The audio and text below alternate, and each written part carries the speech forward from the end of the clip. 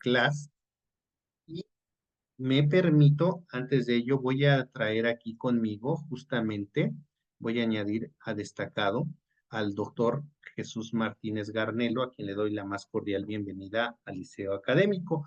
Voy a leer en este momento la síntesis curricular de nuestro invitado del día de hoy para que todos sepan quién es la personalidad que nos acompaña y a quien tengo como de decirlo que en lo personal admiro demasiado. Ya desde mis años, desde hace muchos años atrás, tenía el gusto de leer al doctor Garnelo. Pero bueno, voy a leer la síntesis curricular brevemente. Les pido que por favor enciendan sus cámaras. Vamos a poder interactuar con el doctor Jesús Martínez Garnelo una vez que él haya terminado de dar su exposición. Bueno, el doctor Jesús Martínez Garnelo es magistrado, catedrático e investigador. Cuenta con 2 licenciaturas en Derecho y Psicología Educativa. Tiene 2 especialidades en Derecho Penal y Privado, 2 maestrías en Derecho Penal, un doctorado en Derecho por la Universidad Nacional Autónoma de México, con un promedio de 10, mención honorífica. Tiene un doctorado académico internacional otorgado por el Colegio Oficial Internacional de Doctores del Mundo Unidos. Cuenta con un postdoctorado en Derecho Procesal Penal Comparado por la Universidad de Milán, Italia. Ha recibido el máximo galardón Summa Cum Laude, All Unamita y 9 doctorados honoris causa. Es ponente y conferencista a nivel nacional e internacional, con más de 2.953 reconocimientos en el país y de otras naciones de instituciones públicas y privadas.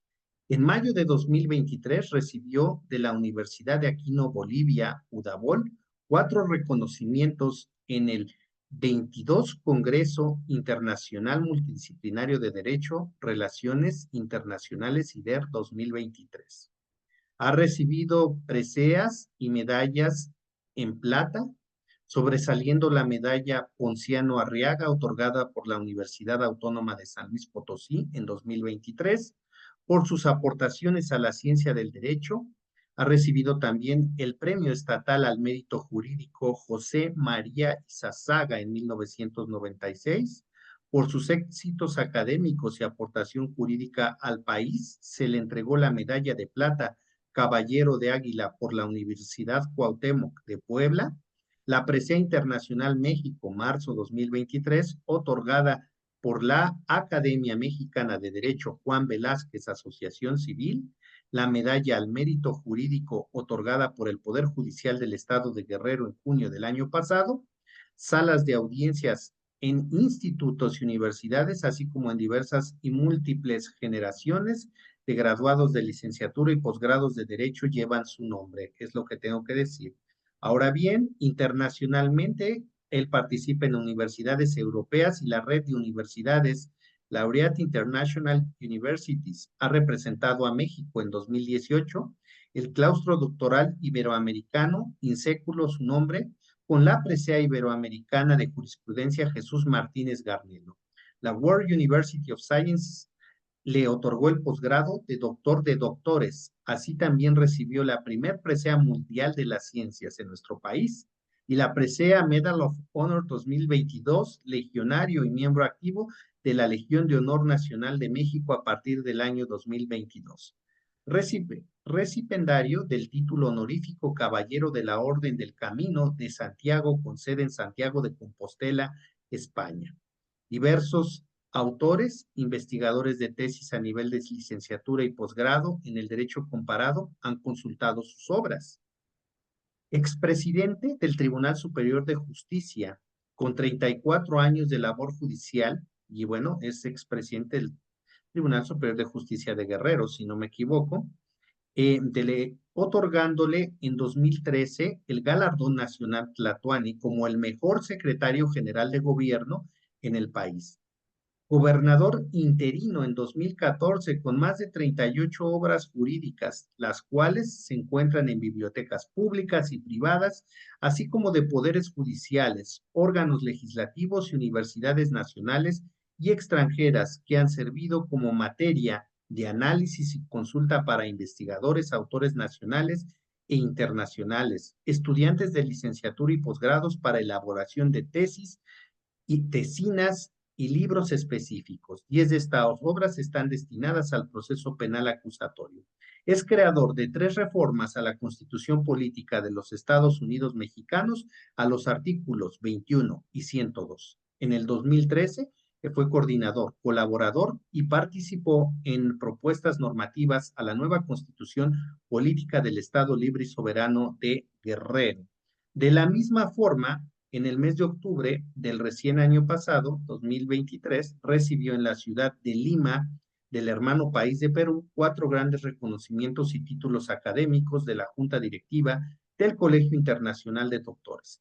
La colegiatura, certificado y título galardón, doctorado académico internacional, más presea en colegiatura oficial por haber cumplido con el reglamento de esa institución internacional el día 5 de octubre, doctorado honoris causa internacional número 8, por haber cumplido con el reglamento de esa institución internacional el día 6 de octubre, reconocimiento por trayectoria profesional el día 5 de octubre justamente, aquí también me lo marca su currículum, doctorado honoris causa internacional número 8 por haber cumplido con el reglamento de esa institución internacional el día 6 de octubre, reconocimiento por trayectoria profesional el 5 de octubre, reconocimiento de honor de ilustre investigador pedagógico por su trascendente labor en la educación, cultura, desarrollo social y los conocimientos demostrados en su trayectoria profesional.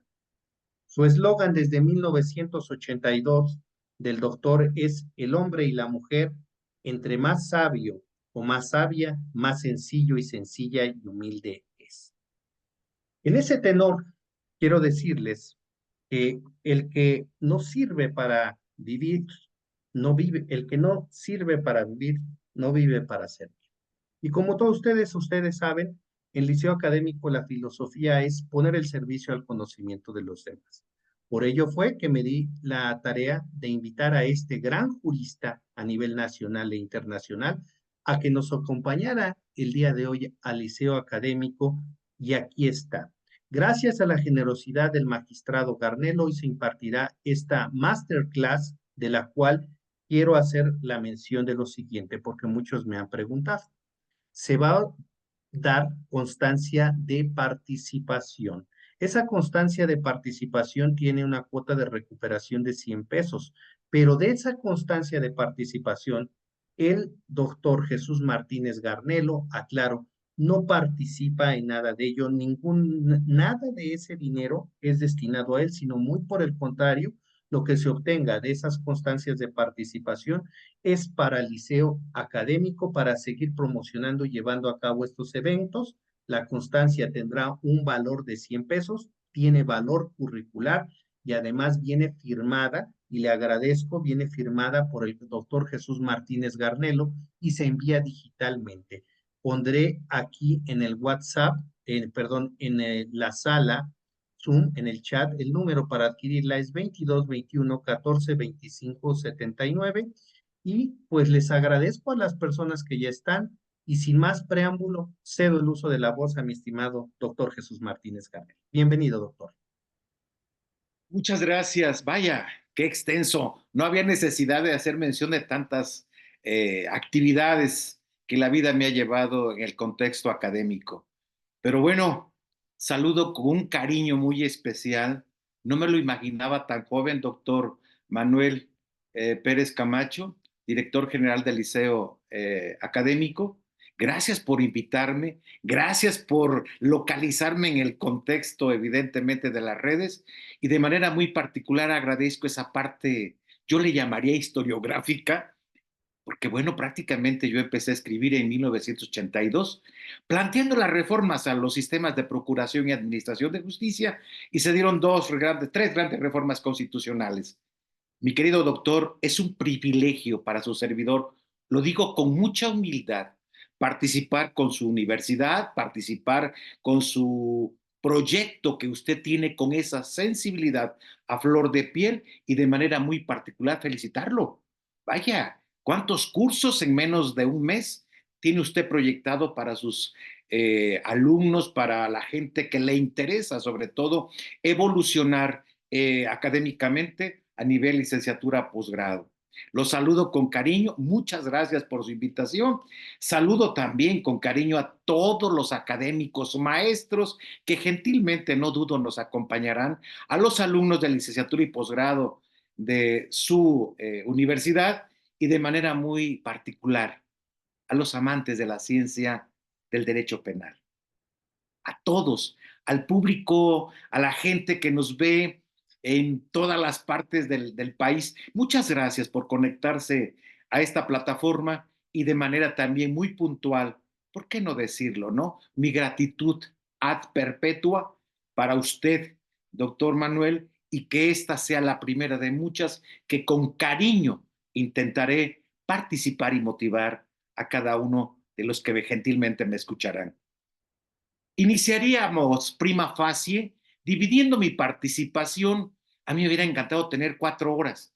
Bueno, pues el tiempo que nos podamos interactuar en esta charla que usted gentilmente la ha denominado como masterclass, yo simple y sencillamente diría que es una charla de interacción académica que no tiene otro objetivo más que dividirla para que tengan ustedes una idea de por qué escribí este trabajo, qué planteamiento tiene desde la deontología metodológica de un principio procesal que tiene el bagaje evidentemente historiográfico prácticamente bíblico.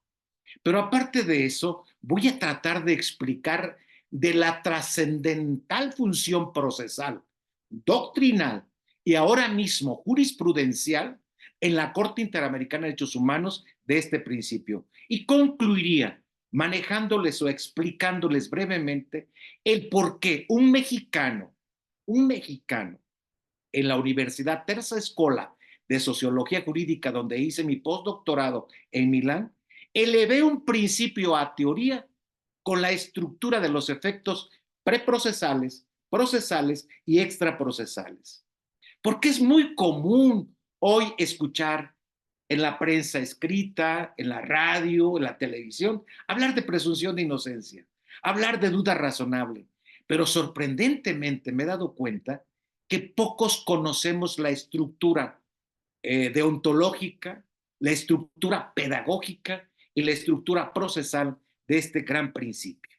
Iniciaría de la siguiente manera.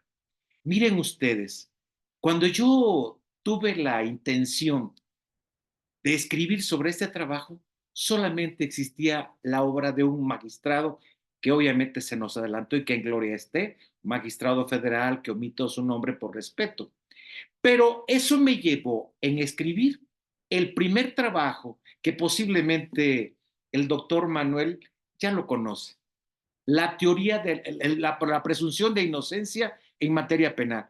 Ese trabajo está agotado, es editorial Porrúa, y en este libro, para que se den cuenta, eh, empiezo planteando algo que realmente o sorprendentemente, incluso en el contexto de las audiencias, porque soy magistrado en el proceso acusatorio con sede en Acapulco, al que están invitados, ya pasó el Otis, ya estamos viviendo una vida normal, me doy cuenta que las argumentaciones de los defensores públicos o privados, del propio Ministerio Público, no contraatacan o no argumentan, según sea la parte, la defensa o el MP, como elemento de acusación, la objeción de la presunción de inocencia o la motivación de la presunción de inocencia.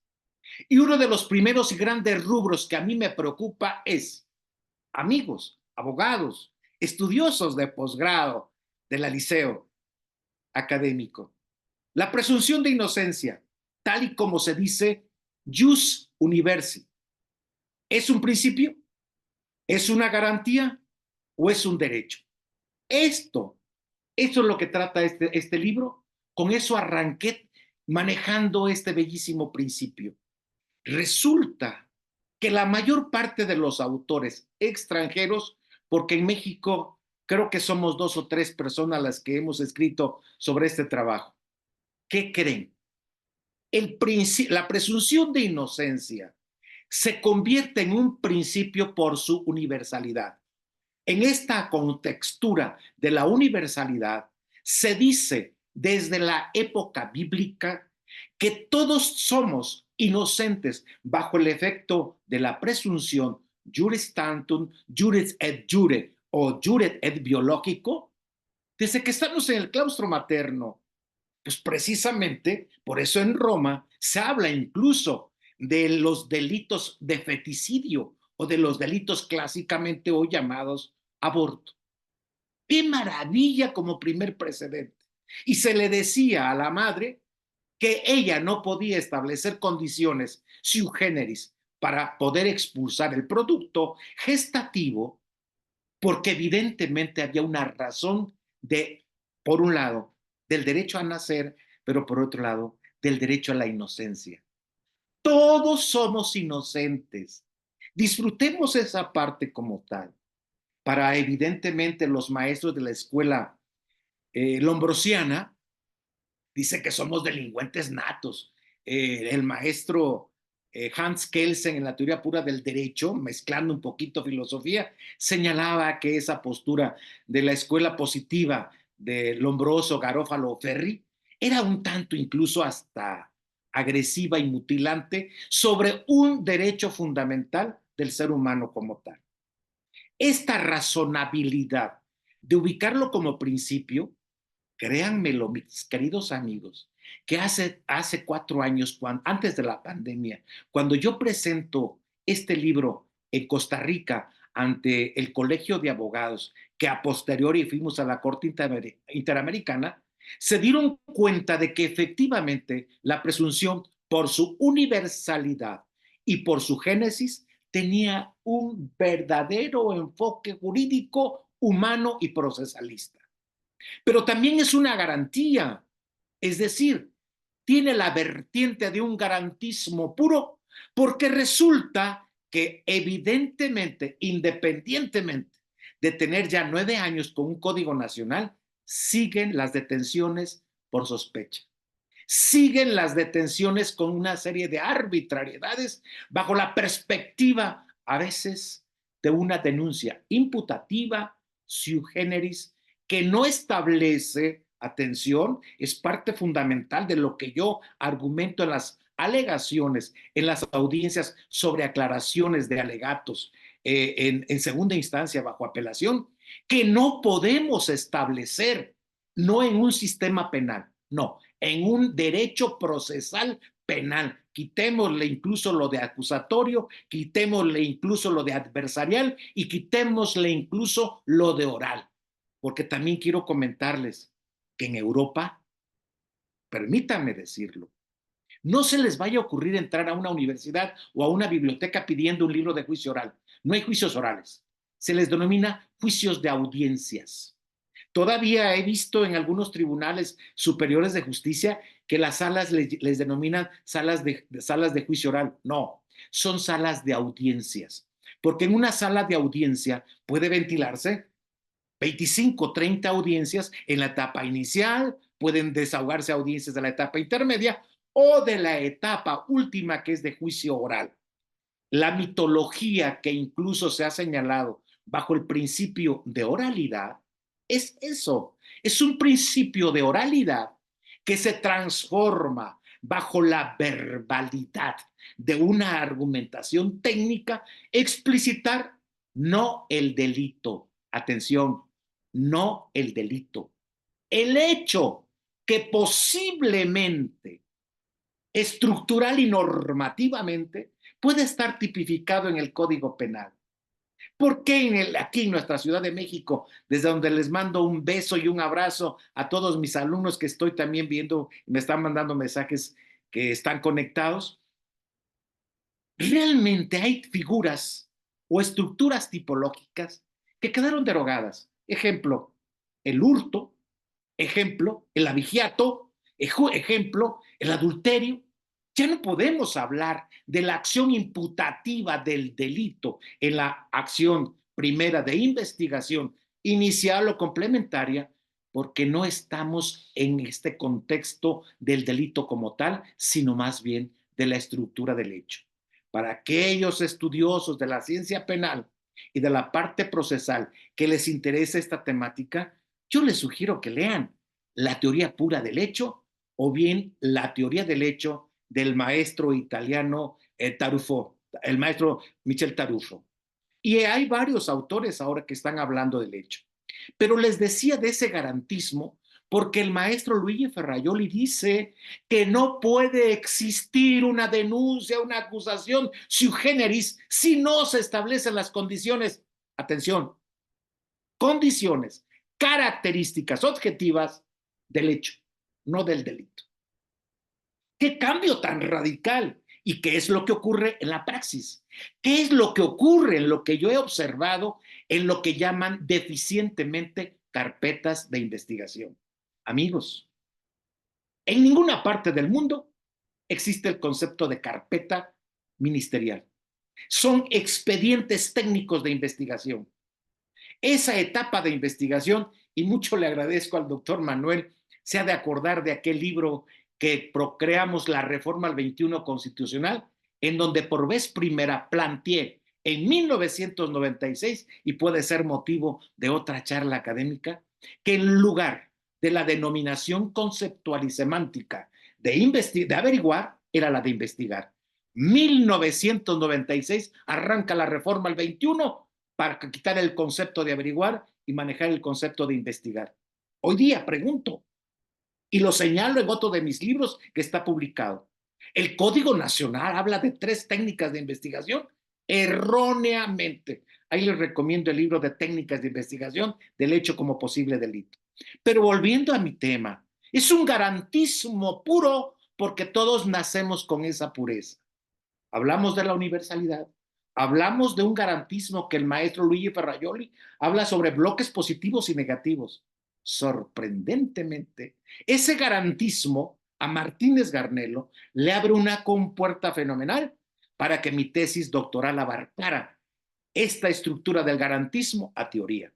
Pero también es un derecho. ¿Por qué es un derecho?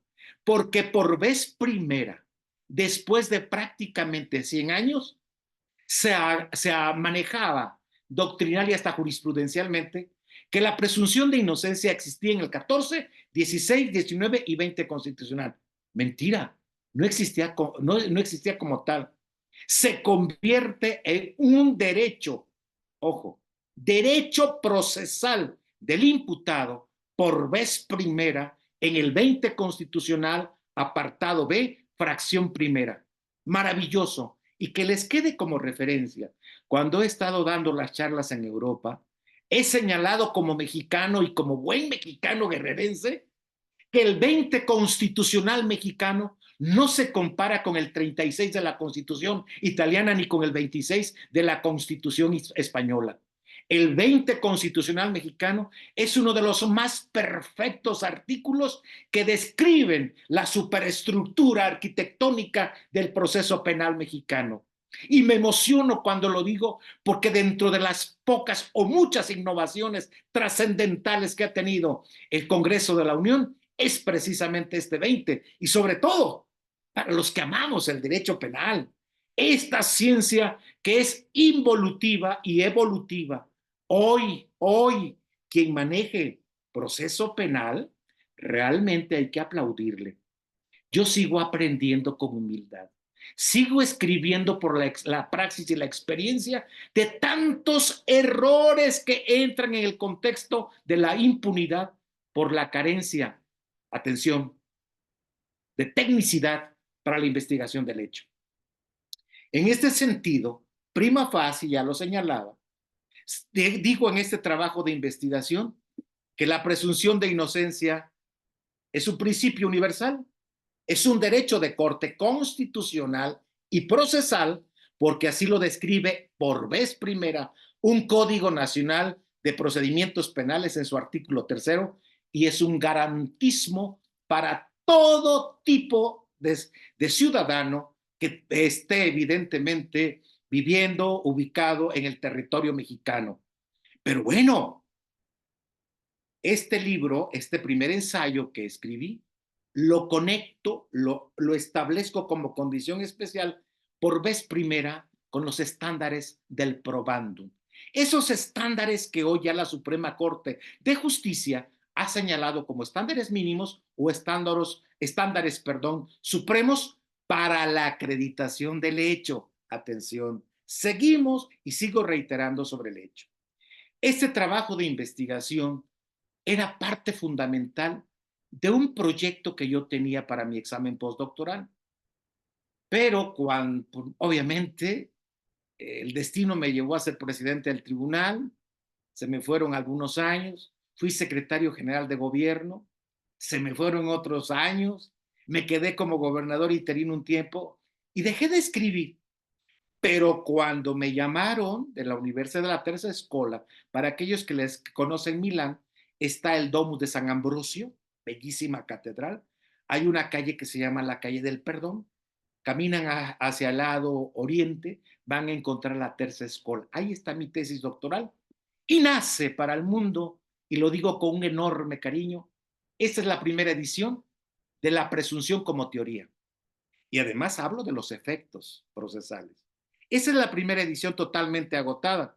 Y fue tanto el impacto que tuvo en Costa Rica, en Ecuador, en Bolivia, Salvador y Guatemala, que nace la segunda edición, que es evidentemente esta, la portada roja, que incluso hay una edición con derecho comparado, porque queridos amigos, gracias mi querido doctor por estarlo mostrando, se lo agradezco que lo haya adquirido, maneja derecho comparado a los países que he estado, España, Italia, Chile, Costa Rica, señalo cómo lo describen en sus constituciones y en sus códigos, ¿y qué creen?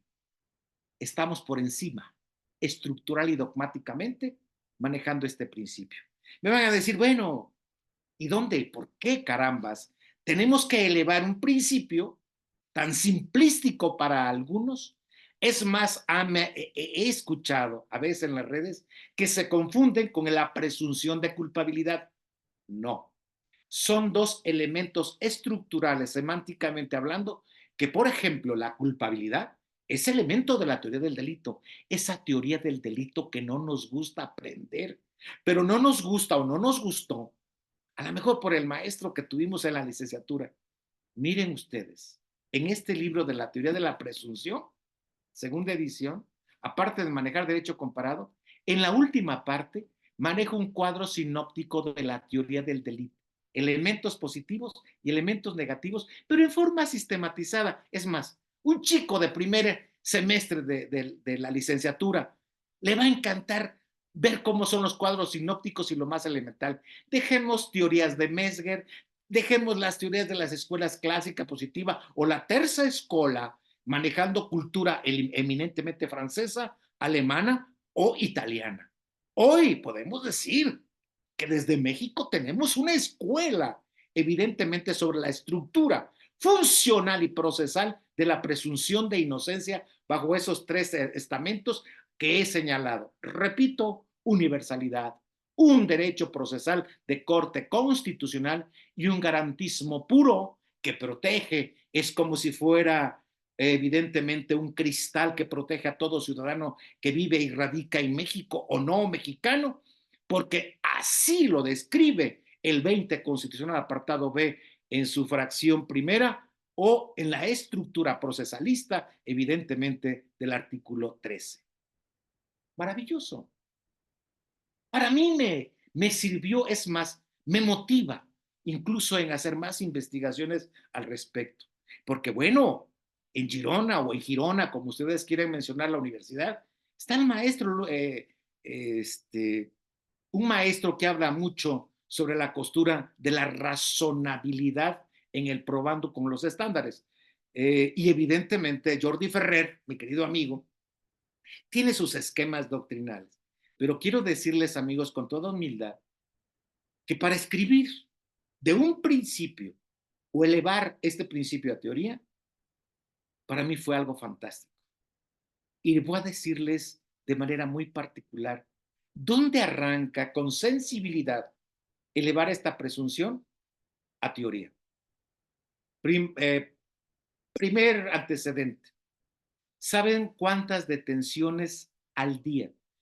Este libro lo escribí hace 4 años y medio, llevamos 2 ediciones, está agotado, pero hay que conseguirlos para los compañeros, amigos que quieran obtenerlo. ¿Saben cuántas detenciones se dan diariamente? Cientos y miles en el mundo. En nuestro país tengo la estadística como herramienta formal diaria. ¿Dónde está la presunción de inocencia? ¿Dónde está la descripción que separa en lo que es la conformación del sistema tradicional penal o del proceso penal tradicional y de este procesamiento garantista llamado clásicamente acusatorio? Y yo les decía que en Europa no hay juicios orales, ¿eh? Hay juicios de audiencias. Y en cada audiencia, por lo menos en mi país, para la primera etapa de audiencia en materia de investigación, ¿saben cuántas audiencias he contado? Aproximadamente 65 tipos de audiencia en investigación preliminar.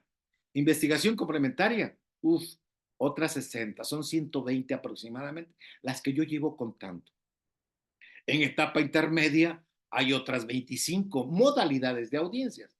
De ahí que manejando la parte comparativa, nos damos cuenta que este procesamiento penal mexicano tiene evidentemente la estructura en las audiencias.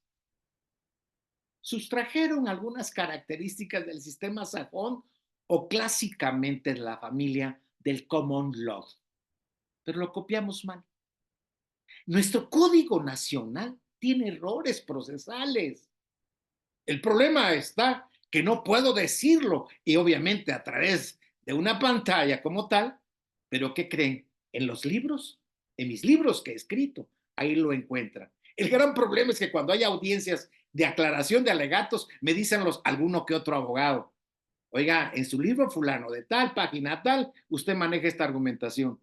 Si me la manejan como tal, tengo que tomarla en consideración y establecer en mi resolución si procede o no procede. Pero algo verdaderamente fantástico también. Ya por vez primera en la Corte Interamericana de Derechos Humanos con sede en Costa Rica, este trabajo tiene tesis o criterio jurisprudencial que obliga, coadyuva y compete a todos los tribunales en todas las materias, civil, penal, mercantil, laboral e incluso derecho informático. Para un mexicano, en lo particular, y lo digo con toda humildad, pues es un orgullo para México. Y decía que el problema de la parte comparativa es que nos vamos con el bagaje de aquellos maestros respetuosamente chilenos, peruanos, de Costa Rica, que todavía andan por aquí unos dos y nos dicen y nos plasman una serie de fantasías un tanto utópicas desde la óptica doctrinal. El Código Nacional, por lo menos le he observado unos 280 errores de corte procesal. De esos errores he escrito libros y de ahí se basan muchos abogados en otros países para establecer sus argumentos o alegatos, pues ya no tanto con la tecnicidad de la litigación, sino más bien con la motivación argumentativa debidamente fundamentada. Esta primera parte podemos llamarle historiográfica del por qué nace mi trabajo como tal. Y créanme, me ha apasionado tanto porque prácticamente somos dos, tres mexicanos que hemos escrito al respecto y en lo particular a los países que visito y que amable, bondadosamente me invitan, yo plasmo mis ideas y les digo que nos falta mucho por caminar para hablar hoy día de los derechos fundamentales del ser humano, cuando evidentemente se violan a diario. El respeto irrestricto, procesal y constitucionalmente a la presunción de inocencia está mutilada. Tenemos que seguir luchando, platicando. Hace un rato que yo tuve el privilegio de hablar por teléfono con mi querido doctor y director general del Liceo Académico. que estoy puesto y presto para ir a dar un curso sobre esta materia, porque se ha convertido, amigos, la presunción de inocencia, en una de las herramientas de corte procesal que sería imposible explicárselas prácticamente 1 hora y media, 2 horas. Hay que darle su tiempo para saborearlo. Yo espero que ustedes en casa, que gentil y bondadosamente me siguen y escuchan, vayan saboreando estos antecedentes historiográficos a través de un esquema de un emperiocriticismo comparativo que evidentemente tiene sus precedentes, déjenme decirlo, en la propia Biblia. En el libro del Génesis, arranco en el primer capítulo, y perdón por el concepto, inicio describiendo el origen de la presunción con 3 ejemplos bíblicos. No quise anexar el de la presunción de inocencia de María bajo la procreación de un ser divino y supremo, sin tener contacto con ella. Pero señalo 3 ejemplos maravillosos. El caso de Caín y Abel.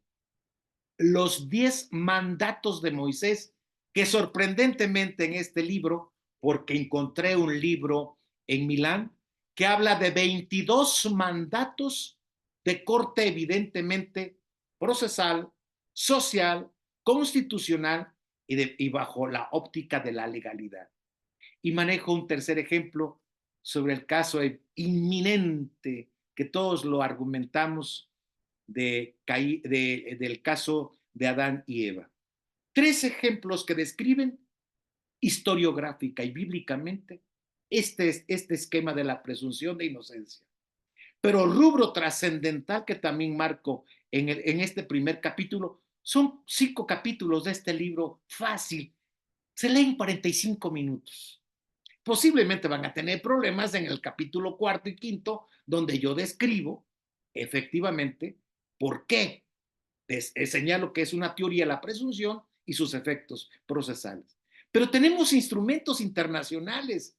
Solamente lo señalaré para que aquella persona que está interesada en investigar al respecto lo haga, porque sería imposible, por ejemplo, que hablara sobre la Declaración Universal de Derechos Humanos en su artículo 11, que en Francia en 1948 ya plasmaba el origen formal de la presunción de inocencia, o la Declaración Americana de Derechos y Deberes del Hombre en su artículo 26, evidentemente también en Francia, que lo retoma Estados Unidos, o en el Convenio Europeo de Derechos Humanos, el artículo 6.2 de Italia de 1950. Llevo 3 antecedentes. O la Carta Africana sobre Derechos Humanos, llamada Carta de Banjul o Bangú, de 1979, o el convenio o la Convención Americana sobre Derechos Humanos Fundamentales en Costa Rica, también en 1969. Son una serie de instrumentos internacionales, porque también lo he dicho, no en una audiencia. Déjenme decirles que yo detesto, no lo permito. Quizá por mi contexto académico, yo empecé dando clases para aquellos que no me conocen a nivel primario, en las primarias. Sustituí a mis hermanas para dar clases cuando quedaban embarazadas. Eso me enseñó a querer ese interactuar, esa forma de la lucha, que no hay necesidad de elevar la semántica cuando estamos con chicos de licenciatura o incluso de posgrado, cuando están en este arranque comparativo de la parte dogmática estructural. Pero también les comento que hoy día quiero decirles que abogado de este siglo XXI que no maneje los 5 sistemas de justicia, son 5 sistemas de justicia, no sistema penal, ¿eh? No, no. El sistema penal está mal denominado, es un proceso penal. Y en uno de los cursos que anunció mi querido doctor Manuel es derecho procesal, es lo correcto. De verdad que esta parte elemental que señalo con todo respeto para las universidades que hablan de juicios orales, de los juicios transversales, de los juicios incluso convencionales, les respeto como tal, pero se van a dar un esquema de contradicción porque en la mayor parte de Europa no van a encontrar estos lineamientos de la carpeta de investigación inicial y complementaria. No van a encontrar incluso que de la cadena de custodia es una técnica de investigación, etcétera, etcétera. O el informe policial homologado, o jueces de control. Nuestro país se exigió durante muchas décadas que tuviéramos un código nacional. Ya lo tenemos, con cientos de errores y defectos, pero ya lo tenemos.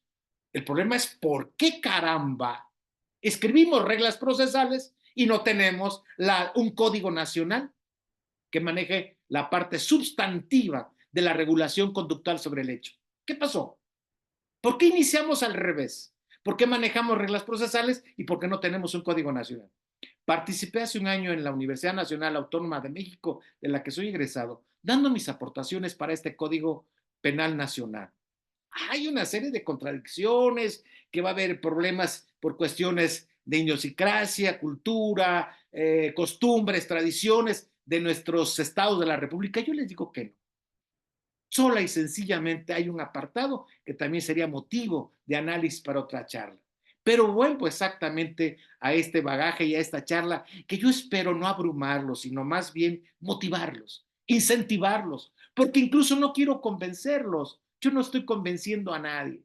Ya escribí y están los antecedentes de las cortes internacionales del por qué un principio humanamente descriptivo desde la cultura hebrea, ni siquiera en la Biblia, en la estructura hebrea, tiene su magnanimidad operativa para las detenciones, para los procesamientos o los enjuiciamientos ipso facto sin escuchar a la parte acusada, con lo que hoy en el 20 constitucional, apartado A, manejando el principio de debido proceso, describimos la garantía de audiencia. ¡Qué maravilla! En lo personal y de verdad, créanme, no los convenzo, quiero contagiarlos de esta emoción que a mí me causa, que evidentemente en otros países va caminando el trabajo bajo el esquema, respetuosamente, de un planteamiento teórico-práctico, más práctico que teórico, porque aparte de eso, de verdad, hoy día el 98% de los procesamientos a través de una investigación no llegan a sentencia condenatoria. Es más, las sentencias que se dan de carácter absolutorio, muchas de ellas no tienen ese final porque existe la figura del sobreseimiento, porque existen reglas de oportunidad o criterios de oportunidad, porque existe la justicia alternativa sobre medidas cautelares, que una de las más complicadas, entre otras, es la prisión preventiva, ya no constitucionalmente ubicada como oficiosa, sino ad cautela o justificada, pero que bueno, son temas verdaderamente que tienen un bagaje que es discutible y combatible.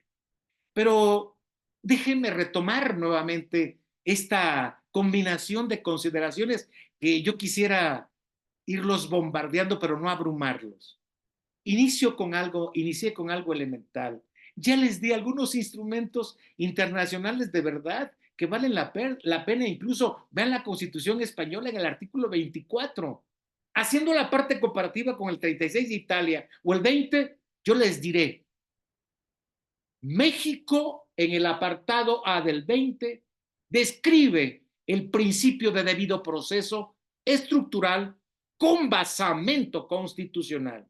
El apartado B, por vez primera, de los derechos del imputado. Y el apartado C, los derechos de la víctima. Falta un cuarto apartado. Ya estoy trabajando en ello para que en un ensayo de unas 100 paginitas lo mande al Congreso de la Unión, porque también quiero decirles que cuando yo empecé a escribir, como mera referencia, en el 82, mandaba mis iniciativas al Congreso del Estado, al Congreso de la Unión, buscando como cualquier joven la ilusión de que por lo menos me contestaran. Nunca me contestaron. Me puse a escribir y el primer planteamiento que hice a nivel nacional es aquel de quitar el concepto inusual, impráctico de averiguación por investigación, y viene la reforma en 1996 al 21. Y en este contexto, queridos amigos, para que más o menos ustedes vayan manejando esta circunstancia que estoy planteando de la gran trascendencia de la presunción es que para México al mundo, con este 20 constitucional, y así lo señalo en el capítulo 3 de este libro, página aproximadamente 222, de que igual que cualquier edificio, parangoneando estructuralmente, todos los edificios, todas las casas tienen pilares. México, por vez primera, con el 20 constitucional, así lo señalo con emotividad, tiene la estructura arquitectónica más perfecta manejada esto en materia penal. Son 4 los pilares que describen evidentemente la funcionabilidad de este procesamiento penal sujeto al código con reglas. Primer estamento, primer pilar fundamental, el principio de debido proceso. Base constitucional 20, apartado A. Principio de legalidad. Segundo lineamiento. Estos 2 principios nos llevaría para un módulo aproximadamente de 20 horas o más. Y posiblemente no llegaríamos a una conclusión ipso facto, porque la legalidad como tal se convierte también en una superestructura de corte constitucional en todos los artículos que marcan nuestra propia ley suprema. Pero bueno, el principio de legalidad marcado en el 14, con la estructura del 17, manejando para los efectos del sistema de seguridad pública, para libramiento de orden, para la aplicación de las penas en el 16 y 19 constitucional, nos abre esa compuerta para que el proceso penal mexicano, con estos 2 pilares, tenga el sustento estructural prácticamente y procesalmente. Tercer elemento, la presunción de inocencia. 3 elementos o 3 pilares fundamentales. Y el cuarto, los instrumentos internacionales. Amigos, yo les decía que en las audiencias no me place, no me agrada que un juez de control, que por cierto solamente México tiene jueces de control, que yo no sé qué controla, porque estamos en las audiencias con toga y birrete, pero no se trata también de que den una clase doctrinal al compañero Ministerio Público, aún y con su deficiencia en su teoría del caso. O que le quieran dar clases al defensor por su falta de argumentación.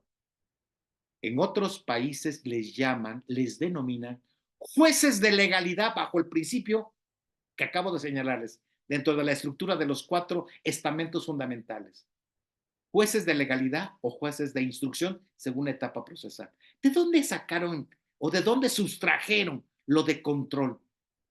El folclorismo, dice el maestro Metzger y además Jacobs. El folclorismo penal en muchos países tiene impacto por el manejo de conceptos. Carpeta, ¿saben qué significa en la lengua sajona? Carpeta, una hoja doblada. ¿Eso es lo que hace el Ministerio Público? Les quiero decir que en segunda instancia, donde estoy en el proceso acusatorio, yo no le llamo carpeta judicial, le llamo expediente judicial. Nada de carpeta porque no tiene sustento constitucional ni tiene fundamento en el Código Procesal Nacional. Es un expediente de investigación porque la investigación maneja 5 técnicas para investigar el hecho. No manejamos ninguna. Pero aparte de eso, una investigación en términos generales es objetiva, metodológica, certera y científica. ¿Lo logramos en la descripción del hecho? Hay ocasiones que hablamos de un hecho de tránsito, es decir, de una acción culposa, y nos olvidamos de describir en qué consiste esa acción culposa. Falta de atención, falta de cuidado, negligencia. Las describimos y ahí vienen las grandes deficiencias en la famosa y mal denominada carpeta de investigación. Debiera ser una forma de expedir la tecnicidad para investigar el hecho en lugar de hablar de una hoja doblada sobre el hecho. Pero bueno, esa es la parte que me ha tocado vivir desde 1996. Quiero decirles que cuando yo escribí aquel libro de la investigación nos quedamos Todavía se sigue vendiendo con porrúa. Estamos en la 10ª edición de la investigación ministerial. Decían algunos amigos de la prensa, aquí en mi Ciudad de México, pues mejor que se llame Etapa Martínez Garnelo. Yo les decía, yo feliz que así se llamara, pero no se puede. Constitucionalmente no se permite. Y además, no entraría en una parte estructuralmente y procesalmente hablando. Pero bueno, esta es una parte ejemplificativa que señalo bajo los 4 pilares. 4 pilares que le dan sustento, repito, al proceso penal mexicano. Cuando lo manejo comparativamente el 20 en otras universidades de otros países, sorprendentemente se inquietan, ¿eh? Y yo espero inquietarlos. Repito y reitero, yo no los voy a convencer. Vengo a motivarlos de un principio que tiene una trascendencia fenomenal. Y señalaba que muchos jueces mal denominados de control regañan con voz altanera, dan clases a los señores ministerios públicos en una audiencia cuando lo que deben hacer es darle legalidad a esa audiencia que va a estar sujeta a una videograbación como documento electrónico para la argumentación de sus agravios para el Ministerio Público o la defensa, según sea el caso, vía apelación o vía el recurso de amparo. Esta es la parte que a mí me preocupa porque desafortunadamente lo he visto en las audiencias de aclaración de alegatos en segunda instancia a través de la apelación, que me piden, de acuerdo al 20 constitucional, apartado A, fracción primera, se aplique la presunción de inocencia. Y les digo, explíquelo, motívelo. No se vale, abogados. Acuérdense que ya no hay suplencia de la queja, ¿eh? En los argumentos quedan sujetos a los hechos o a lo que estás tú pidiendo en la aclaración de alegatos o en la audiencia inicial. Tienes que motivar en qué consiste. Si me sostienes, aparte de la fundamentación, me dices, según sea el caso, por ejemplo, para el Ministerio Público, la descripción de algunos de los elementos que pueden conformar efectivamente la acción imputativa, destruyendo la presunción de inocencia, fantástica. Pero también tenemos que acreditar la presunción de culpabilidad. Son 2 presunciones para el MP. ¿Qué tiene que hacer la defensa? Ir objetando exactamente esos elementos que está describiendo el Ministerio Público en su acción de acusación como fiscal sobre el hecho que posiblemente puede constituir un delito según la teoría del caso. La teoría del caso como tal no deben explicitarla con grandes bombos y platillos en la acción imputativa de la audiencia. Basta que señalen el hecho, basta que señalen, insinúen la acción que describe ese hecho en la estructura normativa de un código penal y que manejen el probando. Los 3 elementos de la teoría del caso de manera motivada, en donde no puedan ir o establecer argumentaciones que a posteriori no puedan acreditar. Y esta conformación eminentemente técnica, y que me perdonen, que me disculpen si me están viendo algunos amigos y hermanos, como yo les llamo, mis jueces jurisdiccionales o magistrados, pues que me disculpen, es mi apreciación. Desde la primera ocasión que escribí con Porrúa, yo nunca hablé de juicio oral, hablé de un derecho procesal penal denominado acusatorio y su fase procedimental oral. Llevamos 5 ediciones, ahí se los recomiendo también, denle una ojeada. Tengo 7, 8 libros sobre este procesamiento acusatorio que arrancamos sobre actuaciones del policía, técnicas de investigación del hecho, la prueba indiciaria o circunstancial, que es base fundamental hoy para la acusación o la acción imputativa en el procesamiento de acusación o acusatorio. Tenemos evidentemente otros trabajos como los procedimientos en etapas de ejecución de sentencias por parte del juez. Es decir, me motiva sobre esta estructura dogmática, fáctica de la presunción hasta evidentemente llegar a esa etapa de ejecución de sentencia. Y miren ustedes, cuando yo termino el trabajo y digo que aparte de principio, garantía y derecho, debe considerarse como teoría, lo voy a explicar brevemente. Toda teoría tiene una hipótesis, ¿verdad? Manejando metodología. Esa hipótesis tiene presupuestos. Y esos presupuestos describen modalidades en el quehacer del ser humano. En este contexto, el maestro Tarufo dice, el hecho tiene una clasificación especial. Correctísimo. Yo me sentí complacido cuando empecé a leer y tuve el privilegio de platicar, porque venía mucho a México el maestro Tarufo, que yo le decía que le faltaba la parte procesal sobre el hecho. Bueno, pues evidentemente a lo mejor lo dejó como tarea para los mexicanos y ahí estamos insistiendo que hoy día no nos debe preocupar la acción imputativa del delito, sino del hecho como tal. Destruyan el hecho. Recuerden que el hecho debe estar sustentado en una norma y debe estar como posible delito y debe estar sustentado, atención, en actuaciones, en diligencias, en datos y medios de prueba y en el probandum como acción sistemática en las audiencias. Pregunto, ¿esto ocurre? Pues vaya, qué tarea le dejan a los jueces y a los magistrados.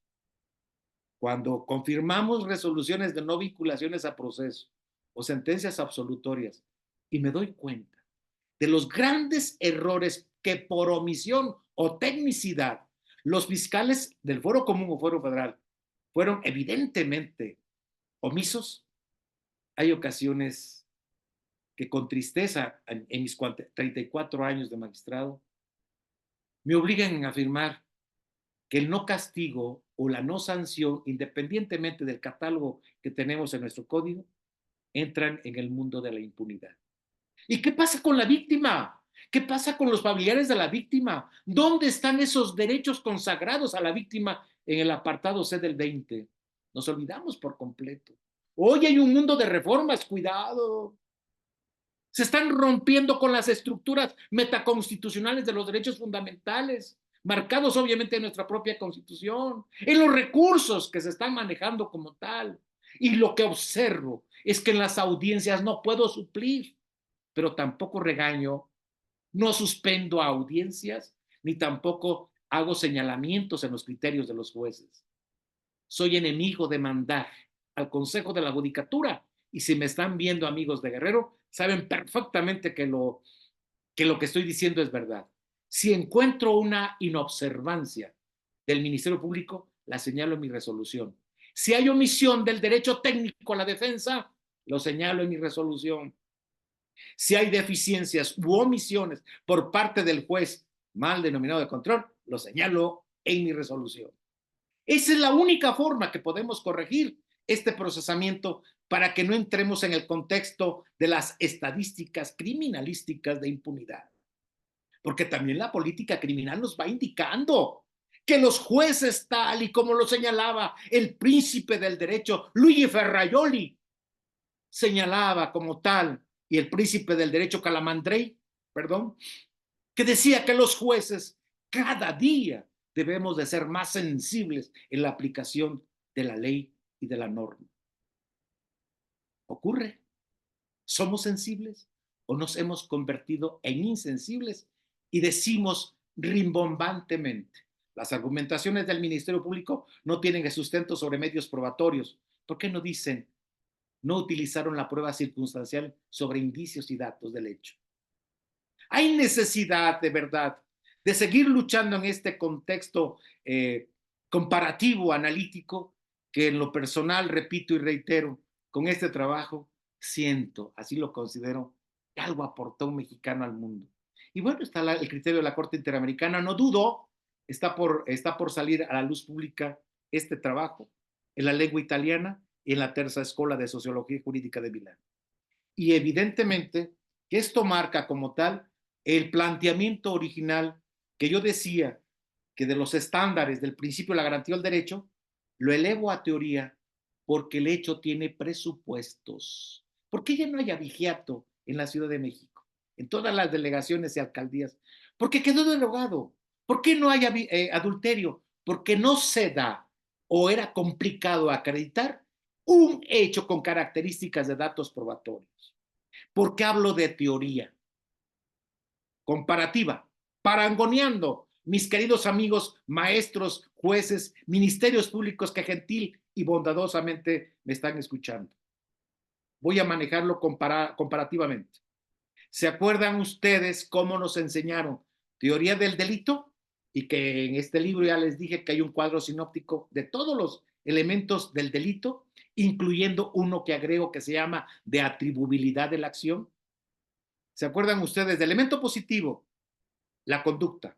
Elemento negativo, ausencia de conducta. Tipicidad, causas de justificación. Culpabilidad, inculpabilidad.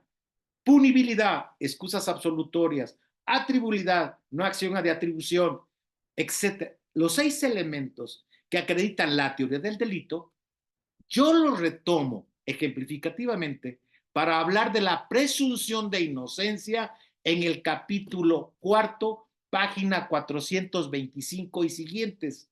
Y digo, la presunción de inocencia como teoría tiene 6 elementos positivos y tiene para el Ministerio Público y tiene 6 elementos negativos para la argumentación de la defensa.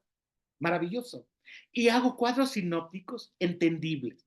No puedo explicar los 6 porque me faltarían datos y a lo mejor sería mutilar el criterio original que ya las Cortes han retomado como tal. Pero por supuesto que la Suprema Corte de Justicia de la Nación retoma algo elemental de estos elementos cuando hablan de los estándares mínimos del manejo de los datos o medios de prueba. Y miren ustedes, un elemento, solamente voy a manejar un elemento positivo y el elemento negativo que repito y reitero, pueden ustedes encontrar en la página 421-428 sobre los elementos positivos y negativos del capítulo 4. Un solo ejemplo voy a señalar.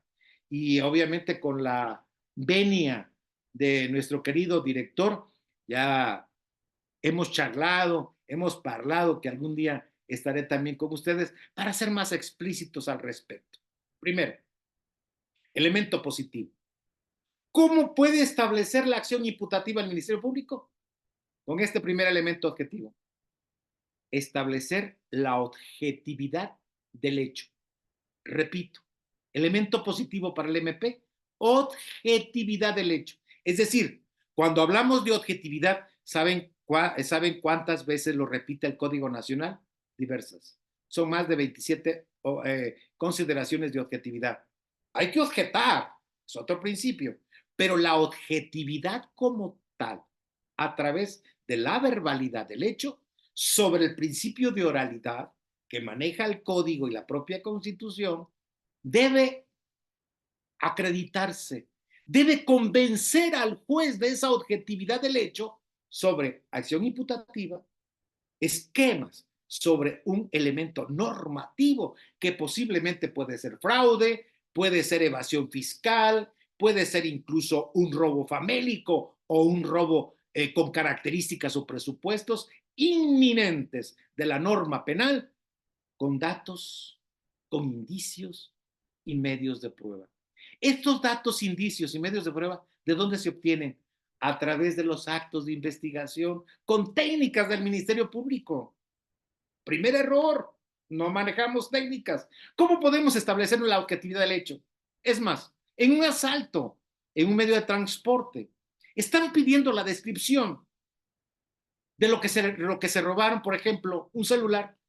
No podemos dar la descripción del celular. ¿Cómo podemos establecer la objetividad de ese objeto? Lo objetivo es exactamente lo que es real y palpable, lo que puede ser entendible y tangible. Objetividad del hecho. Ya no estamos hablando de la objetividad del delito, porque bueno, el Código Penal todavía sigue diciendo que el delito es la conducta típica jurídica y culpable. Esos son elementos estructurales, evidentemente, del delito. Pero aquí, para hablar de teoría de la presunción, primer elemento positivo que pueda destruir precisamente la presunción, juris tantum, juris et jure, es exactamente la objetividad del hecho. Y aquí, si estuviéramos en clase, yo abriría en mi pizarra objetividad del hecho, inciso A, cómo describir la acción materializada. 2, cómo describir la acción de la víctima para arrancar esos datos, los testigos que podemos sacar como datos y todos esos datos con los informes policiales. Que valga el comentario también, en Europa no hay informes, son atestos policiológicos. En mi libro que voy a presentar a fines de mayo, que se llama Actuaciones, Investigaciones y Derechos Procesales del Policía, señalo el atesto policial, nada de informe de policía homologado, no hay homologación de nada. Hay que hacerlo de manera científica a través de un atesto. Y explico por qué es el atesto, que evidentemente me llevaría un buen rato comentando y argumentando al respecto. Pero estoy hablando del primer elemento positivo en una audiencia para el Ministerio Público de esa teoría del caso sobre la objetividad del hecho. Y en esa gráfica vamos a llegar a la conclusión que todos esos datos, imagínense una cadena que va eslabón por eslabón, manejamos la prueba indiciaria como la regina probatorum de la teoría circunstancial del hecho. ¡Fantástico! Que así lo argumentara el Ministerio Público en su audiencia inicial o complementaria, pero además con una tecnicidad verbal y con una tecnicidad de investigación del hecho. Puntos suspensivos, complicado. Hay detenciones. ¿Por qué hace 2, 3 años se manejaba con crítica exacerbada la famosa puerta giratoria? Porque no había una integración en esas famosas y deficientes carpetas de investigación. Hoy vamos poco a poco perfeccionándolas, como también nosotros los jueces, los juzgadores, vamos perfeccionando nuestro actuar. Yo he dicho, queridos amigos, yo he dicho de verdad, con toda humildad, que hoy quien diga que maneja el proceso penal, miente. Todos estamos aprendiendo por una serie de conceptos y evidentemente en el contexto del derecho comparado internacional sobre estos instrumentos. Me ha servido a mí el derecho hebreo para escribir este libro. Y esos derechos humanos de la cultura hebrea, sustraídos en el libro del Génesis, con los ejemplos que les indiqué, no han sido rebasados. Seguimos con la duda, pero no razonada o razonable, la duda de la culpabilidad para concluir y pedirle al señor juez que vincule a proceso o establezca la figura procesal del control de detención con todos los abusos y arbitrariedades de las detenciones. ¿Verdad que hay mucho que hacer? Estoy en el primer elemento de la teoría de la presunción. Primer elemento, objetividad del hecho. Ya escuché los argumentos de la audiencia. He estado en audiencias con mis jueces, ¿eh?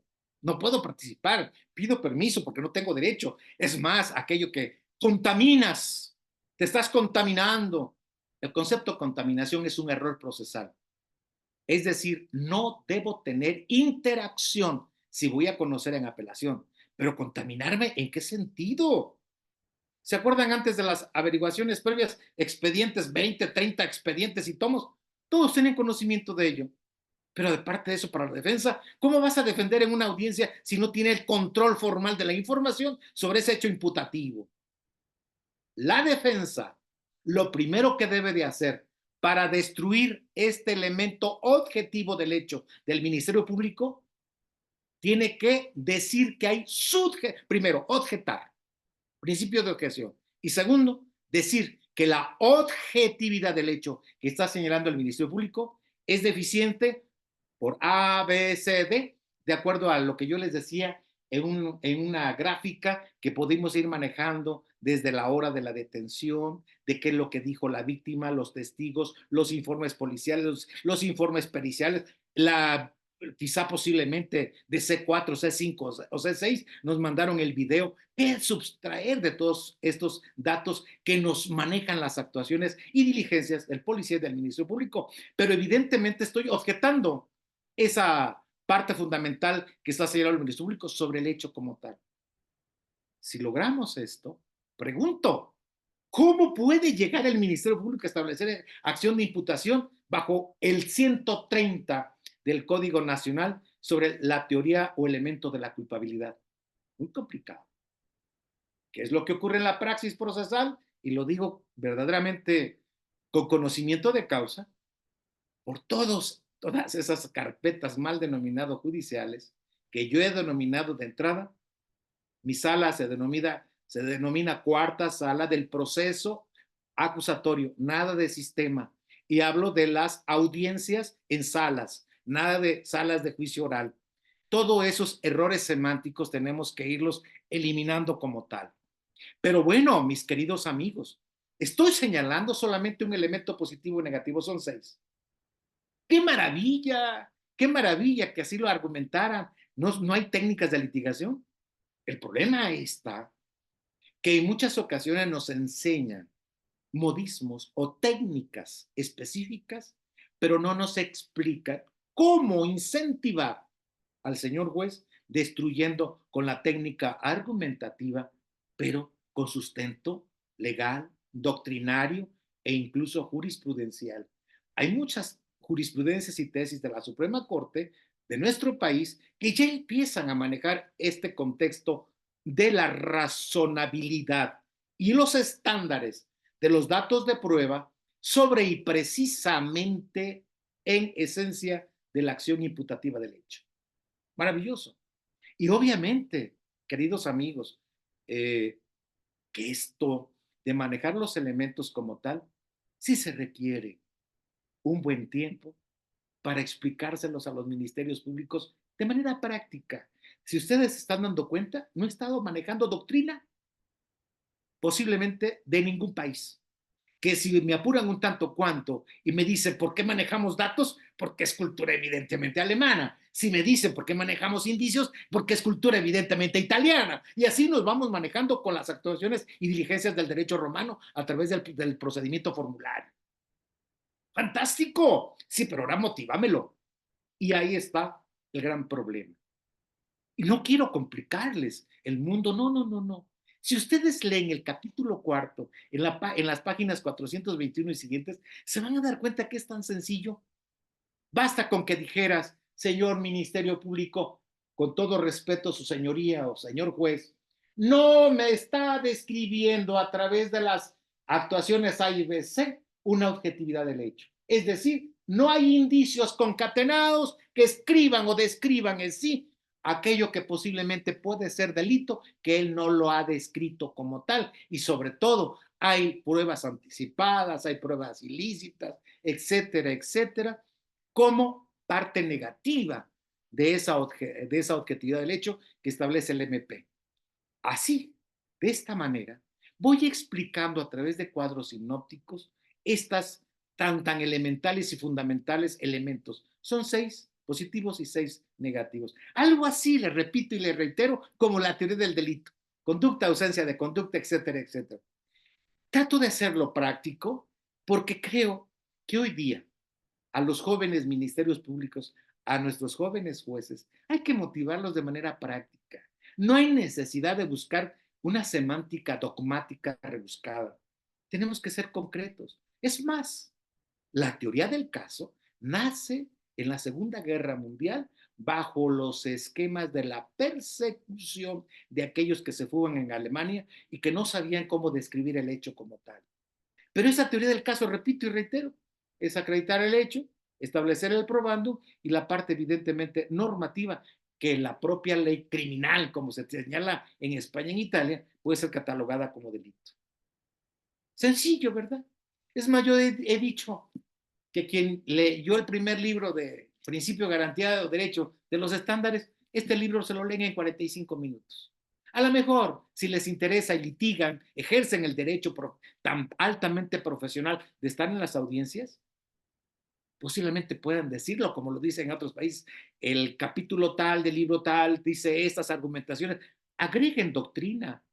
Recuerden, amigos abogados, que la doctrina, recuerden por favor, la doctrina es fuente formal del derecho y establece criterio que obliga y coadyuva al señor juzgador porque se lo estás pidiendo.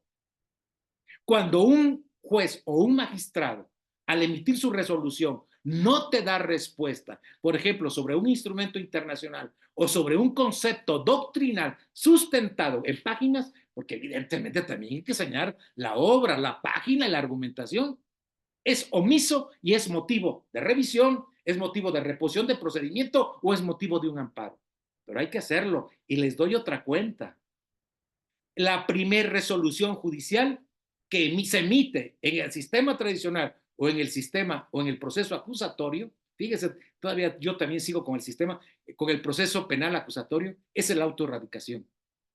Si me están escuchando abogados, amigos míos, abogados, alumnos brillantes posgraduados, les suplico que se lleven como una incentivación de su amigo y servidor, que vean, revisen el auto de erradicación del juez o en apelación para el magistrado. Se van a encontrar grandes deficiencias que son motivo de revisión en amparo o en apelaciones o de revocaciones de acuerdos. Háganlo, pero con motivación argumentativa como tal. ¿Qué pretendo en esta tarde de charla académica? Decirles que la teoría es tan hermosa, quizá como aquellos ojos que por vez primera vieron ustedes al nacer, o aquellos ojos hermosos de los cuales se enamoraron y que hoy día tienen a su lado como su pareja ideal. Así estoy enamorado yo de la presunción de inocencia. Y cuando me argumentan en forma verbal en una audiencia a través de aclaración de alegatos o escrita, yo me emociono y digo, caray, vamos en el camino correcto y hay que decir por qué procede o por qué no procede. Pero repito y reitero a manera de síntesis. Vean dónde nace la presunción, tan antigua como la propia humanidad. Es un principio, es una garantía, es un derecho. Es teoría porque establece elementos, presupuestos e hipótesis estructurales sobre el hecho, no sobre el delito. Y viene algo interesante para que no se les olvide. La presunción de inocencia, independientemente de esos elementos positivos y negativos del Ministerio Público de la Defensa, tiene dos reglas procesales que no se les olvide: la regla de trato y la regla de juicio. La regla de trato tiene relación directa con todo el contexto del modus operandi para acreditar la probable participación o las modalidades de participación. En otros países se describen en sus códigos distintas a las que tenemos nosotros. Nosotros tenemos esas modalidades de participación a través de la autoría y de la participación. Acordémonos que autoría a través de la teoría de las responsabilidades. Se habla de autoría directa, indirecta, mediata, autoría intelectual. Descríbeme al Ministerio Público, no me lo dice. Vean que sin ser doctrinario, estoy manejando reglas procesales. ¿Cómo sustituir esa deficiencia? Y nos vamos evidentemente al contexto que nos rompe con esa regla de la presunción de inocencia sobre regla del trato, es decir, sobre la autoría como tal, coautoría o coparticipación. Las modalidades de participación son también diversas y el Código Penal la señala. En otros países son diversas, son distintas como tales que pudiera señalarles, pero no quiero abusar de su tiempo para evidentemente avanzar un poco más en lo que creo que están esperando, amén, de lo que acabo de señalar, del por qué la presunción es una teoría. De verdad que en lo particular me preocupa y me angustia cuando hay grandes deficiencias en el acto de petición, porque dicen, hay arbitrariedad o hubo abuso arbitrario de la policía en la detención. Ojo, recuerda que es una figura el control de detención. Di que el control de detención no cumple con ciertas reglas o simple y sencillamente no se cumplieron con los protocolos. Cuando yo señalo y les digo de los instrumentos internacionales, atención, estoy manejando los 5 sistemas de justicia y estoy manejando los protocolos que me exigen, me obligan a checarlos en el acto de petición. Si no me los piden y yo los argumento, estoy yéndome más allá de lo que me están pidiendo. Lo interesante de esta regla de trato es que evidentemente el Ministerio Público la permee para que no se le vaya el probable inculpado. Pero para la defensa, señor juez, no me está acreditando la regla de trato y la presunción de inocencia impera. Y la otra regla, la regla de juicio, es decir, la regla de las pruebas, del probandum, de las actuaciones, de las diligencias. Son dos reglas fantásticas, pídanselas, argumentenselas mañana, pasado, a los jueces, entre comillas, de control, que para mí son jueces de legalidad, pero argumentenlo, pídanlas. y digan incluso del por qué. Hay tesis y hay jurisprudencia al respecto. En el capítulo quinto estoy señalando esas dos reglas como tal. ¿Y eso sería todo de este trabajo? Pues no. Fíjense ustedes que cuando estaba concluyendo mi libro, sentí la necesidad de hacer una especie de autoanálisis crítico. Me hace falta algo. Estamos viviendo un 20 constitucional en mi país con reglas, pero además me faltan los efectos. Llegó la parte interesante. La teoría de la presunción con reglas y protocolos e instrumentos debe tener efectos y los clasifico de tres maneras: efectos preprocesales, efectos procesales y efectos extraprocesales. Los describo como si fueran listas en el libro y digo, también voy a señalar un ejemplo. Yo espero que me lo permita el doctor Manuel, no explayarme más porque nos llevaríamos muchísimo tiempo al respecto. Un efecto preprocesal. ¿Por qué te detienen si no hay indicios? La presunción de inocencia tiene efectos preprocesales. No es que estabas en una riña, que te lo acrediten. No es que golpeaste a tu esposa, es que eres un incumplido en la pensión alimenticia. Es un efecto preprocesal. Impera mi presunción de inocencia. Yo soy inocente. Ya no hablemos de la carga de la prueba, ¿eh? La carga de la prueba es de cultura evidentemente italiana, muy romana como tal. No, no, no, no. Aquí acredítame el hecho como tal. El efecto preprocesal, aún y en flagrancia, atención, aún y en flagrancia presunta o cuasi, impera. Es un efecto preprocesal. Soy inocente, aún en que me hayas detenido en flagrancia presunta o cuasi flagrancia, que en Italia se maneja una cuarta modalidad, que también sería motivo de otra charla académica. Pero bueno, este efecto preprocesal, pregunto, abogados, alumnos, maestros, ¿la argumentamos en las detenciones? ¿Las argumentamos incluso en denuncias sui generis, sin estamentos estructurales de la acción imputativa? ¿La manejamos como efecto preprocesal? Es más, decimos que se aplique la presunción de inocencia, sí, pero por favor, ¿cómo se desmenuza? ¿Cómo se establece como tal? Ya manejé dos reglas. Ya les dije que es un principio, ya les dije que es una teoría que tiene elementos positivos y negativos. Pero aparte de esto, estoy indicándoles ya el planteamiento procesal de un efecto preprocesal. ¿Por qué? ¿Por qué? Ejemplo práctico.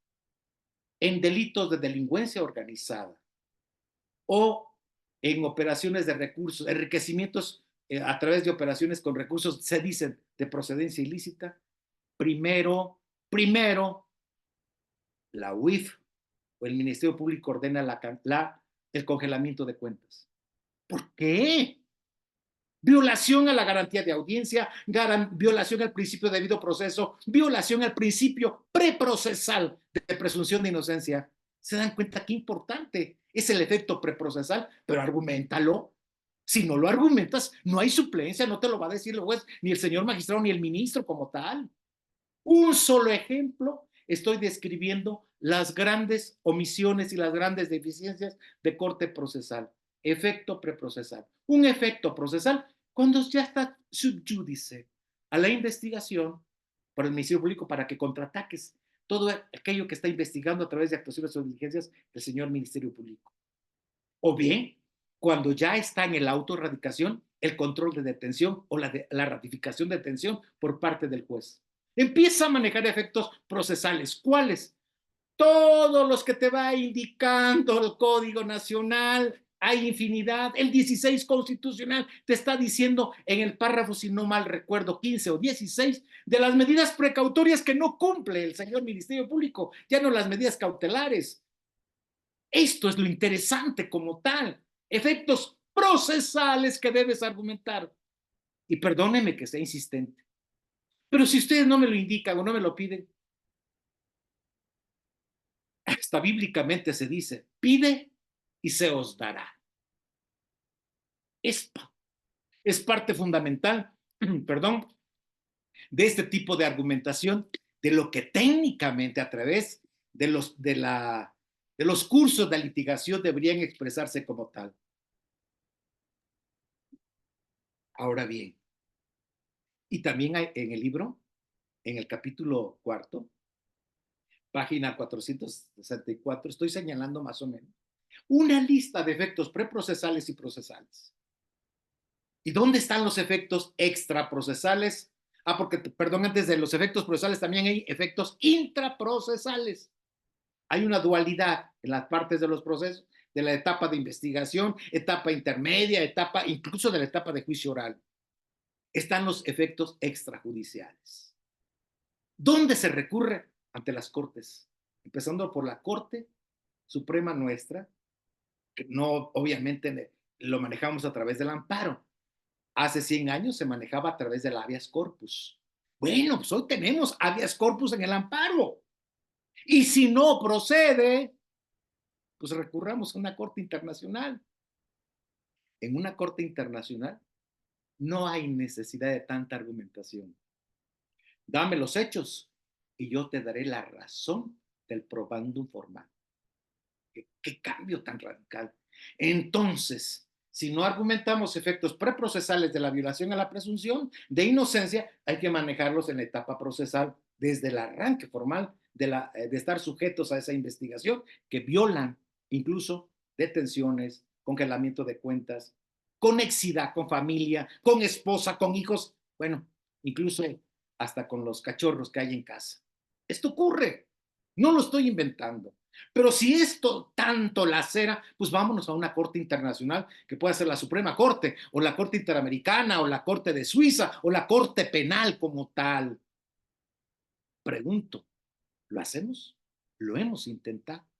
Bueno, esta es la parte que a mí me motiva y nunca dudé cuando me invitó el querido maestro y joven director Manuel para participar en esta charla académica.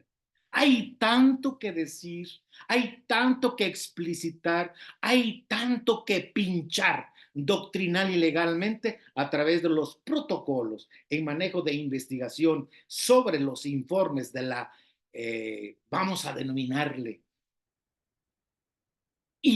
la acción inicial del hecho con los informes de policía o las deficientes acciones y actuaciones del Ministerio Público que no cumplen con los protocolos, ni mucho menos con las técnicas. Este es uno de los libros que escribí, ahí se los recomiendo, es el libro de Editorial Flores, las 5 técnicas de investigación del hecho hasta este momento, desde 1996, queridos amigos, no se cumplen. Así tengamos una bellísima verbalidad y tengamos una oratoria de 10, no lograremos el objetivo. Esto es el reto a lo que yo les motivo y los incentivo, queridos amigos, en que vayamos siendo más sensibles, más humanos en la parte procesal. La verdad, cuando yo observo la postura casi intocable, hasta infame de un juez, de estar dando lecciones en una audiencia, o de un magistrado que calla y limita al defensor en su argumentación, vamos a denominarle simplística, me parece incorrecta. Hay que darle las herramientas, hay que darle los elementos, pero además con esta parte de lo que he denominado fuente formal del derecho, que es la doctrina, y que su servidor he recibido críticas, he recibido a veces observaciones, pero yo digo, pues eso se enriquece el escritor. Ojalá y escribiera yo poemas, porque evidentemente que me las aplaudirían. Pero estoy seguro que si hubo un ministerio público hoy mismo siguiéndonos en las redes en alguna parte de la República, estoy a sus órdenes. Podemos ampliar nuestras consideraciones como tal. Si hay un juez que nos está siguiendo en esta plataforma a través de esta instrumentación académica, de esta charla que el maestro Manuel me invitó, estoy abierto a ustedes. Repito y reitero, este trabajo que tiene, o esta charla que tiene interacción formal con mis libros de investigación, tiene mucho, mucho, mucho más que explicar y explicitar que en 1 hora 30, 40 minutos. Y evidentemente repetiría 2 cuestiones elementales, con lo cual pediría evidentemente permiso dado el tiempo que me han concedido estar hablando casi como un monólogo como tal, decirles, queridos amigos, con el permiso del señor director, no quiero convencerlos, quiero motivarlos. Incentívense en esta teoría que es bellamente hermosa y que con eso pueden ganar juicios y tener dinerito extra en las audiencias. Y concluiría con una frase que he hecho y que he plasmado como tal. Amigos, estudiosos de la ciencia penal, no hay verdad de verdades ni juicios de juicios. Desterremos la postura de los jueces y magistrados lustrados porque todos estamos aprendiendo de esta ciencia penal. Muchas gracias y les mando un abrazo con todo mi cariño y mi respeto. Doctor Jesús Martínez Garnelo, excelente exposición, excelente, muchísimas gracias. Yo quiero, antes de que cerremos pues esta clase, miren, doctor, porque varios me están preguntando, me están mandando mensaje, ¿sí? Si me permiten, nada más, ahorita que tenemos pues a este gran conglomerado de compañeros, le comentaba que la siguiente semana vamos a tener un evento conmemorativo, si me permite, doctor, nada más anunciarlo. Miren, la próxima semana para que nos acompañen. Saben ustedes ahorita, pues, de toda la situación que sufre el Poder Judicial. Vamos a tener en el marco del tercer aniversario del liceo, de la fundación del Liceo Académico, que es el 1 de mayo, vamos a tener un conversatorio gratuito. La Administración de Justicia nos defiende, defendámosla. ¿Quiénes van a ser los invitados para que nos acompañen? Va a ser justamente la doctora Blanca Laura Rivero Banda, profesora de la UNAM, obviamente su servidor como anfitrión, la doctora Claudia Méndez Vargas, profesora de la Universidad Autónoma de Baja California Sur, el doctor Leonardo Fragoso Cruz, profesor de la UNAM, el doctor Alberto del Castillo del Valle, profesor también de la UNAM, así que los vamos a invitar para que nos acompañen. Y bueno, pues, señor magistrado, la verdad es que han estado muy activos en redes y pidiéndome informes en relación, miren, aquí está el libro, ya lo mostró el magistrado, la teoría de la presunción de inocencia y sus efectos procesales en el sistema penal acusatorio. Liceo Académico, vamos a trabajar para difundir la obra del magistrado. Además, bueno, pues ya se pueden poner en contacto dos situaciones, dejo en claro.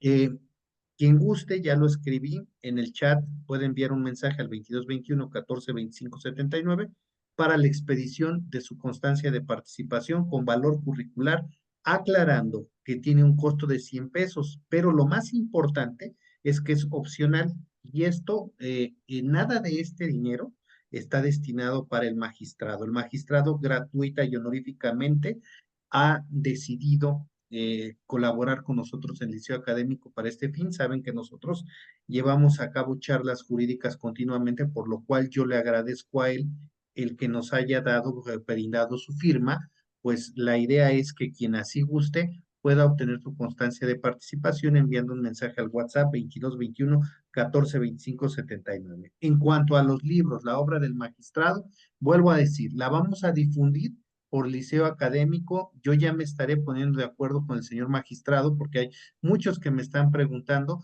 para ver cómo podemos hacer la distribución de la obra. Ya lo escucharon, tiene muchísima obra y que vamos a hacer, pues también lo vamos a invitar pues para la presentación de todas estas obras y primero Dios. La verdad es que han llegado comentarios excelentes, doctor Jesús Martínez Garnelo, que Bueno, quieren seguirlo oyendo más, me dicen que no paremos esta masterclass, me piden, y bueno, yo ya lo platiqué también con el señor magistrado. Me parece y estoy cierto de que no hay persona más versada ahorita en el país en cuanto al tema de la presunción de inocencia que el doctor Jesús Martínez Garnelo. Por lo cual, y como él ya bien lo dijo, ya tuve a bien invitarlo al liceo académico y como él ahorita nos los decía, por lo menos requerimos de 10 horas para poder trabajar la presunción de inocencia y además las nuevas novedades editoriales que tiene el magistrado Garnelo. Así que ya en su momento haremos la invitación a ese curso de presunción de inocencia, si así lo tiene a bien el magistrado acompañarnos, y vamos a ir promocionando la obra. Quiero decirle, y pues yo agradecerle al doctor Jesús Martínez Garnelo su presencia que sin duda esta noche engalanó el Liceo Académico. Se habló como se tiene que hablar, lo digo, doctor, esto es escuchar a un verdadero jurista, a un magistrado, lo digo porque hace años con mucha pena, eh, también siempre en la vida, además de que he sido académico, he sido defensor, por ahí acudiendo a un tribunal superior de justicia con mi padre, justamente que él no es abogado, es contador, pero me acompañaba en algunas de estas travesías en la abogacía. Acudimos a un tribunal superior de justicia, a una sala, a platicar con un magistrado, un asunto donde estaba yo defendiendo a unas personas. Y fue tan penoso para mí escuchar que un magistrado, del cual no revelo su nombre, me hubiese dicho, ¿sabe qué? Yo ya la verdad es que a estas alturas ya no conozco de nada, son mis proyectistas quien lo hacen y no me lo tome a mal. Imagínese delante de mi padre es contador a quien le mando un saludo, me dice, no es posible, hijo, que estemos con magistrados de este calibre y que digan que no saben y que todo lo delegan. Yo en verdad lo felicito, doctor Jesús Martínez Garnelo, como se lo dije y se lo he expresado, pues realmente yo creo, no hay mucha, a lo mejor me ve joven, pero no distamos, no hay gran distancia en edad, porque yo ya desde la universidad leía los libros de Jesús Martínez Garnelo, y para mí es un gran honor que el día de hoy nos haya usted acompañado, nos haya dado esta charla gratuita, y reitero para todos, el magistrado pues nos estará acompañando, haremos la presentación y la difusión de su obra jurídica a todos los que podamos llegar. Ayúdenos los que están en sala Zoom, los que nos ven, compartan en los Facebook, compartan esta plática de presunción de inocencia, lleguemos a más, que quiero decir va a estar disponible en el canal de YouTube del Liceo Académico, la página del Liceo Académico, en grupos WhatsApp, vamos a estar difundiendo esta charla. Ayúdenos porque la presunción de inocencia, como bien lo mencionó el magistrado, además de ser principio, además de ser un derecho fundamental y además de ser garantía, tiene que ser hecha justamente valer por cada uno de los defensores. En la medida en que no lo hagamos, nuestro sistema de justicia penal seguirá en un atolladero. Señor magistrado, la verdad, le agradezco mucho su presencia esta noche en el Liceo Académico y vamos a proceder a hacerle la entrega del reconocimiento que le tenemos un pequeño detalle para usted, que lo vamos a poner aquí en pantalla y que pues mi compañera, la abogada Jovita Sánchez, va a darle lectura, se lo vamos a enviar digitalmente, pero lo vamos a poner aquí en pantalla, señor magistrado. Adelante, Jovita, si nos hace favor. Buenas noches. Procedo a dar lectura al reconocimiento a Jesús Martínez Garnelo, magistrado, decano, catedrático e investigador, por haber impartido masterclass gratuita, Teoría de la presunción de inocencia y sus efectos procesales en el proceso penal acusatorio. Ciudad de México, 25 de abril 2024. El doctor otorga el doctor honoris causa y maestro Manuel Pérez Camacho, director general del Liceo Académico MX. Gracias, doctor, por compartir sus valiosos conocimientos. Fue una extraordinaria ponencia y gracias, doctor Jesús Martínez Garnelo, por su sencillez y claridad en su exposición. Aquí de tu constancia de participación y comparte en tus redes sociales para que el conocimiento llegue a más. Muy buenas noches a todos y muchas gracias a cada uno de ustedes por estar aquí. Buenas noches.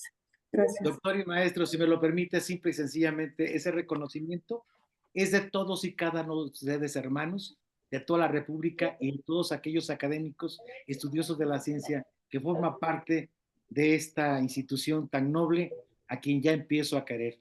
Doctor, gracias. Le doy un abrazo muy cariñoso y fraterno y de manera muy particular, con toda humildad, estoy a sus órdenes. Buenas noches. Doctor, no me queda más que agradecerle esa humildad que tiene usted para habernos compartido conocimientos. Muchísimas gracias, en verdad, porque a veces lo platicábamos. hay tantos egos en este mundo de la abogacía que se creen y llegan a ser inalcanzables. Pero en este caso, acabamos de escuchar a un magistrado humilde que nos ha dado una serie de consejos para el mejor desarrollo de un litigio estratégico. Doctor, le mando un fuerte abrazo, que Dios lo bendiga, que siga haciendo todavía mayores proezas, porque nos falta mucho por leer al doctor Jesús Martínez Garnelo, y pues ya estaremos en contacto con todos ustedes, los que me preguntan en relación a la obra del doctor Garnelo. La vamos a promocionar, veremos la forma de hacerla llegar y veremos también pues que nos acompañe el doctor Jesús Martínez Garnelo, a quien le profundamente y eternamente le agradezco su participación esta noche por el ser. A todos ustedes. Dios con ustedes. Chao. Luego, buenas noches a todos.